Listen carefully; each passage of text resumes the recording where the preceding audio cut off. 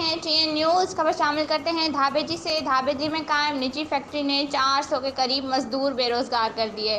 Factory का एक हिस्सा बंद, मकामी मजदूर फाका कशी वाली जिंदगी गुजारने पर मजबूर। तफसीलात के मुताबिक धाबेजी मिल एरिया में कायम निजी फैक्ट्री अनवर टेक्सटाइल मिल में तकरीबन 700 के करीब मजदूर काम करते थे।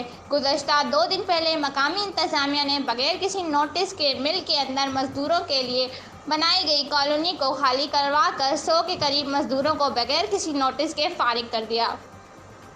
इस मौके पर मकामी मजदूरों ने बताया कि निजी फैक्ट्री जबरो बदमाशी पर कायम रहते हुए लेबर लॉ समेत कानून की मुकम्मल तोड़ फोड़ कर रही है। गुज़श्ता 30 सालों से काम करने वाले मकामी मजदूरों को इनके घर खाली करवा कर बेरोजगार करके फाका कशी वाली ज़िंदगी गुजारने पर मजबूर कर दिया है।